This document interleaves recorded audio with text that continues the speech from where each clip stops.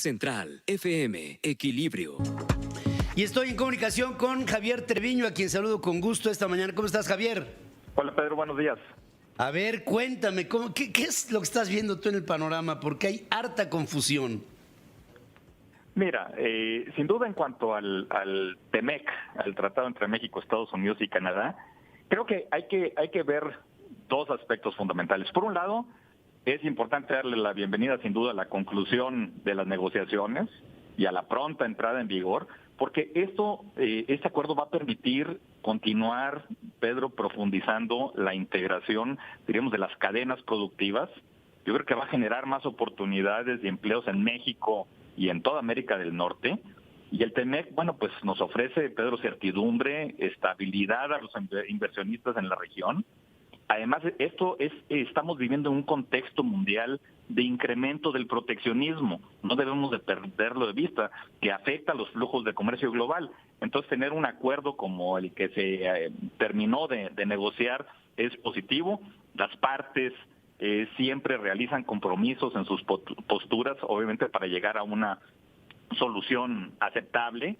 ¿Y cuáles serían entonces, Pedro, los principales retos para los socios de este tratado? Bueno, uno es profundizar la integración regional del sector automotriz.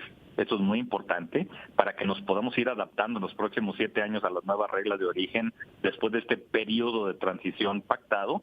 Y también, bueno, pues es cumplir las obligaciones laborales que se establecen en los 3 países. En el caso nuestro, pues es la implementación de nuestra reforma laboral que está integrada en este caso.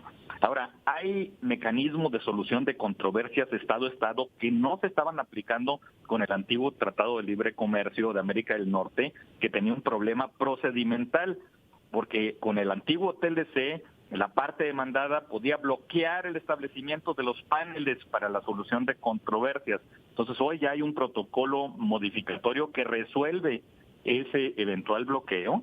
Yo creo que es muy importante el tema del nombramiento de la lista de los panelistas, el mantenimiento de la lista de los panelistas, la designación, y algo que es importante, más allá de que veamos ahorita platicamos que si los agregados o no los agregados, el tema, hay un mecanismo de respuesta rápida para solucionar controversias en materia laboral. Ahí hay 2 mecanismos bilaterales, uno México y Estados Unidos y otro México y Canadá, con disciplinas que son pues prácticamente las mismas. Y ese mecanismo, Pedro, prevé el establecimiento de paneles de expertos en materia laboral en caso de que una parte considere que una planta, tanto de manufactura, en servicios y en minería, esté denegando los derechos de trabajadores relativos a 2 temas, elecciones sindicales y negociaciones colectivas. Entonces, este mecanismo aplicaría a plantas, como te digo, en los sectores de manufactura, de servicios y de minería. Ahora, ¿qué pasa? Aquí hay todo un procedimiento, Pedro, y que es lo que no se ha mencionado, es que previo al inicio de una disputa, el gobierno de la parte demandada tendrá un periodo de 45 días para resolver la controversia con la planta en cuestión. Adicionalmente, se contarían con 10 días para definir el remedio de la controversia.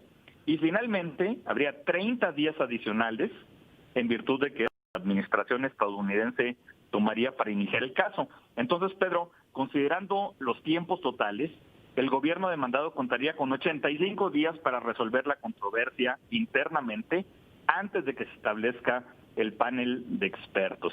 Y entonces ahí es donde hay que estar viendo cuál es el mecanismo para la solución de estas controversias.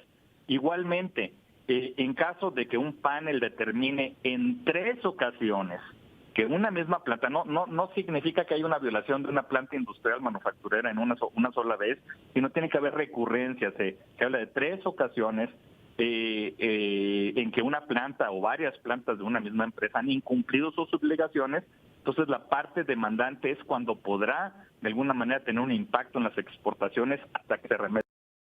Eso es lo importante. Ahora, el tema de la reforma laboral en México, pues la tenemos que implementar, la tenemos que acatar, la tenemos que cumplir. Eso ya es muy, muy significativo, muy importante. No necesitamos de agregados laborales que vengan a estar supervisando. Entonces, es un tema muy importante para cumplir y sobre todo proteger los derechos laborales de los trabajadores en temas de elecciones sindicales y en temas de ratificación de contratos.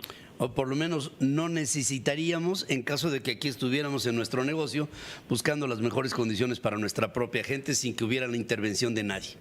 Condiciones para nuestra gente, sin duda.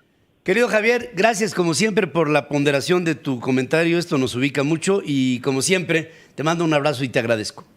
Gracias, Pedro. Un abrazo. Gracias. Javier Treviño pone los puntos sobre las íes.